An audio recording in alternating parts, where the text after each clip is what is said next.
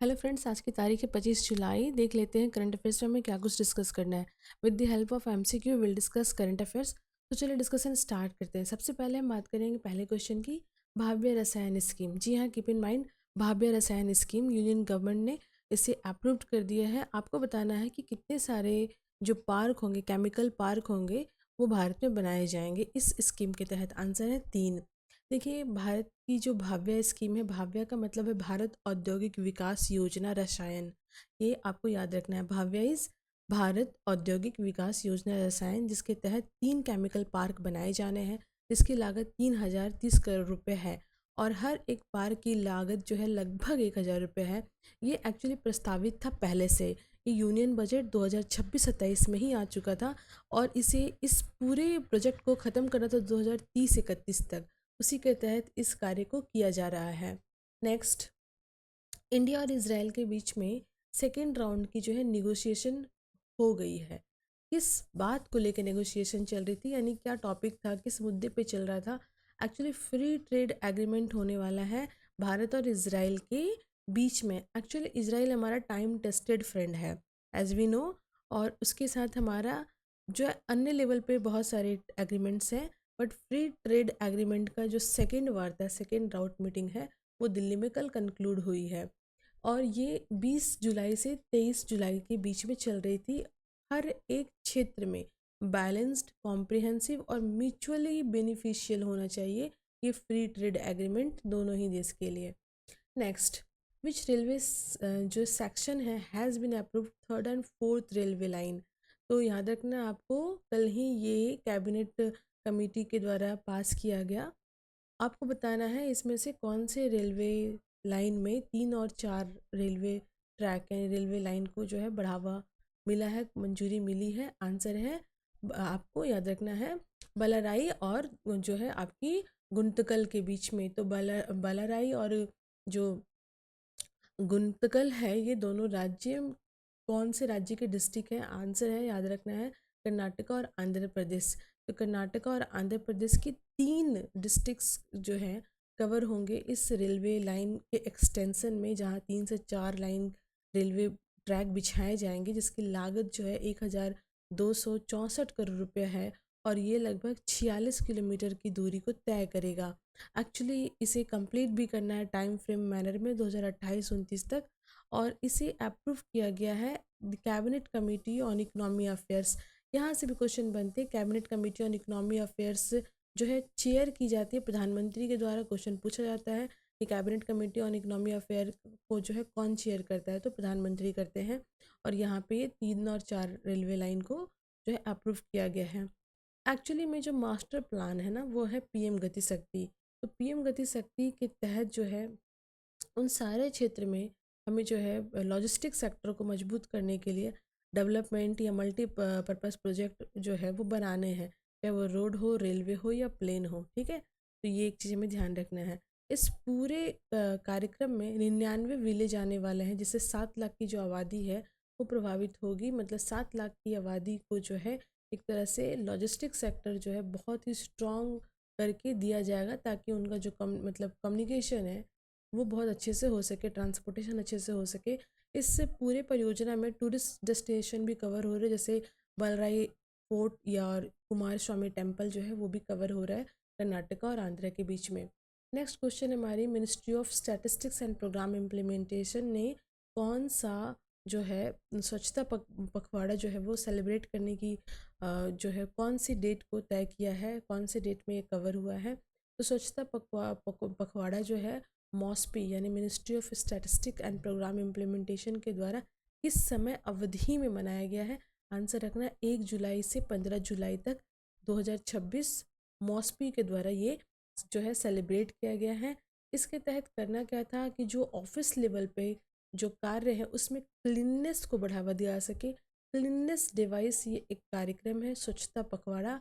स्वच्छता प्लेस्ड है ये, डिजिटल हाउसकीपिंग हो या ई ऑफिस प्रमोशन हो, है ना, या जो है रिकॉर्डेड वीडिंग हो। ठीक है, इस चीज़ को जो है बढ़ावा देना था। मतलब ऑफिस लेवल पर क्लीननेस प्रोग्राम ये है, इसमें इलेक्ट्रॉनिक चीज़ों का यूज़ करना था ज़्यादा। नेक्स्ट है, scientist from which institute develop the nano fluid electrolyte for next generation zinc care batteries. Very important question है और इसका आंसर देख लेना है पहले हमें। अब पूछा जा रहा है कि जो है कौन से इंस्टीट्यूट के साइंटिस्ट ने नेक्स्ट जनरेशन की जो जिंक एयर बैटरीज है, नैनो फ्लूइड बैटरी है, ये बनाई है। आंसर याद रखना है आपको, ये है शस्त्रा डीम यूनिवर्सिटी। तो शस्त्रा डीम यूनिवर्सिटी जो कि तंजावुर में है, उनके साइंटिस्ट के द्वारा ये बनाया गया है। इसको एक्चुअली में जो योजना है ना, next generation of green battery, सस्ती और अफोर्डेबल, जिसमें पोटेंशियल भी हो, वैसी बैटरी बनाने की सरकार की योजना है। और इस योजना के तहत इस यूनिवर्सिटी ने जिंक बैटरी का यूज़ करके जो है बना दिया है बैटरीज। और ये जो है बना दिया है, मैं इसलिए बोल रही हूँ क्योंकि इस टेक्नोलॉजी को जो है पेटेंट भी मिल चुका है। तो इसे पेटेंट भी प्राप्त हो चुका है, मतलब अब बिल्कुल एक ठप्पा लग चुका है कि हाँ जी हाँ, जो है इन्होंने कर दिखाया है। और सबसे बड़ी बात है कि जो ये जो बैटरीज है, ये ग्रिड स्केल पे भी स्टोरेज कर सकती है, तो जिससे जो है इलेक्ट्रिसिटी की जो मतलब एक तरह से एक्यूमुलेट करना या उसे हम स्टोर करके अगर रखना चाहें तो लगभग 3 महीने तक इस बैटरी में हम रख सकते हैं। मतलब एक बार अगर यूज़ कर दिया, चार्ज कर दिया, तो 3 महीने तक की जो इसके इलेक्ट्रोलाइट जो है वो सपोर्ट करते हैं।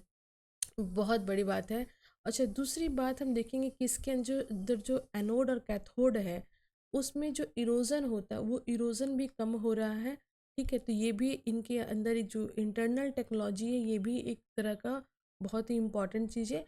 और दूसरी जो बात है, इसे डीएसटी के तहत किया गया है। तो डीएसटी यानी department of science and technology है ना, तो इनके साथ मिलकर के ये कार्य को किया गया है। नेक्स्ट बात करेंगे, wave of India festival organize की जा रही कौन से मिनिस्ट्री के द्वारा?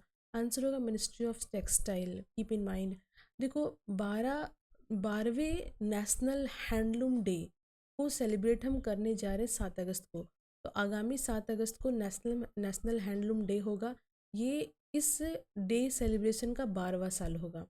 और जो मिनिस्ट्री है, मिनिस्ट्री ऑफ टेक्सटाइल्स जो है, वो 24 जुलाई से लेकर के 7 अगस्त तक एक जो है कार्यक्रम चला रही है ना। वो कार्यक्रम कौन सा है? Wave of India festival. ठीक है, तो ये एक इम्पॉर्टेंट चीज़ है, ध्यान में रखना है। Which digital application is use for real time monitoring of Anganwadi centre under the mission Poshan 2.0? तो देखो, मिशन पोषण जो है उसका ये दूसरा सत्र स्टार्ट हुआ है। इसमें आंगनवाड़ी क्षेत्र में पोषण को रियल टाइम मॉनिटर करने के लिए क्या उपयोग में लाया जाने वाला है? तो एक पोषण ट्रैकर, एक एप्लीकेशन लॉन्च किया गया मिनिस्टर्स के द्वारा। तो ये डिजिटल एप्लीकेशन है, ये जितने भी आंगनवाड़ी हैं, जितने भी आंगनवाड़ी वर्कर हैं, उन सबको इस ऐप के थ्रू जो है मॉनिटर किया जाएगा।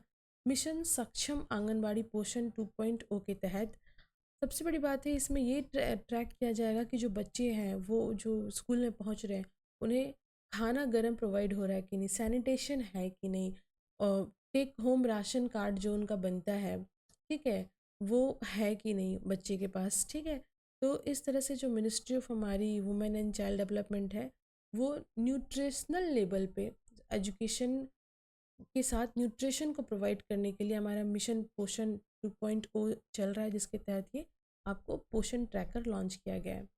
यूनियन कैबिनेट ने अप्रूव किया है a draft bill primarily aimed, मतलब जो बिल आने वाली है उसका एम क्या है इनमें से? अभी एक नई बिल, अभी आपको पता है पेपर लीक के मामले में इतना कुछ हू एंड क्राई होने के बावजूद जो है, आप जान रहे हो कि नेक्स्ट जो एग्ज़ाम था वो अच्छे से कंडक्ट हो गया, रिजल्ट भी आ गया। बट जो इतना जंतर मंतर पे हो रहा है, राइट, जो एक्चुअली में वो रिलेटेड नहीं है नीट पेपर लीक से, बट ठीक है, ये सब हो उसी के नाम पे रहा है। और अब ये बिल्कुल दिखाई दे रहा है कि एक एंटी इंडिया और एंटी गवर्नमेंट के साथ साथ एंटी इंडिया ये एक प्रोपोगेंडा है, आई कैन से। तो जो मुद्दा है वो नीट का, वो पीछे छूट गया। लेकिन चूंकि गवर्नमेंट को इस पे अब ध्यान देना पड़ेगा, क्योंकि ये गवर्नमेंट को डिस्टेबलाइज करने के लिए एक तरह से आंदोलन चलाया जा रहा है, तो इसको ध्यान में रखते हुए गवर्नमेंट जो है बहुत एक्शन में आ चुकी है। मल्टी लेवल एक्शन गवर्नमेंट कर रही है, हर फ्रंट पे बात कर रही है। और एक चीज़ जो है गवर्नमेंट ने वो की है, वो है कि फास्ट ट्रैक कोर्ट का गठन कर दिया है। 3 महीने के अंदर मामले को निपटारा किया जा सकता है। और उसके बाद जो बिल आ रहा है, वो बिल में बहुत हार्ड प्रोविज़न होने वाले हैं। पनिशमेंट से लेकर के जो मतलब मॉनेटरी लेवल पे जो पनिशमेंट दिया जाएगा वो सब इसमें कवर होगा। ये बिल आज पार्लियामेंट में पेश होने वाला है। बिल में और क्या चीज़ें हैं वो निकल के सामने आएंगी, तो हम लोग इसे फिर से एक बार डिस्कस करेंगे। बट याद रखना है आज जो है वो क्रिएटिंग फास्ट ट्रैक कोर्ट और ensuring strict punishment for paper leak and exam जो है आपका माल प्रैक्टिस, इसके लिए ये बिल आ रहा है जिसे हमने डिस्कस किया। नेक्स्ट है शौर्य विजय यात्रा 2026 से स्टार्ट हो रहा है। ये कौन से मेमोरियल से स्टार्ट हो रहा है, तो याद रखना national war memorial new Delhi, यहाँ से स्टार्ट हो रहा है। एक्चुअली कारगिल विजय यात्रा दिवस का ये 27वां साल है। देखो 1999 में जो हिस्टोरिक विजय प्राप्त हुआ था भारत को कारगिल युद्ध में, उसके बाद हम कारगिल विजय यात्रा मनाते हैं। ये 27वां साल है। 26 जो जुलाई होती है उसे कारगिल विजय दिवस के तौर पे हम मनाते आ रहे हैं 1999 से लेकर के आज तक। और देखो बीच में ही 13 दिवसीय का एक सूर्य विजय यात्रा 14 जुलाई को निकला था, जो 26 जुलाई तक अपने पूरे के पूरे डेस्टिनेशन को कवर करेगा। डेस्टिनेशन का मतलब 1900 किलोमीटर की दूरी तय करना है। और एक चीज़ याद रखना है, ये पूरा का पूरा जो एक्सपीडिशन है वो बाइक के द्वारा होगा। इसमें 28 राइडर इंक्लूड है जो डिफरेंट जो वॉर मेमोरियल है उन सब पॉइंट को टच करेगा। और एक चीज़ ध्यान में रखना है, इस पूरे एक्सपीडिशन का जो मोटो है वो है one ride one nation one salute.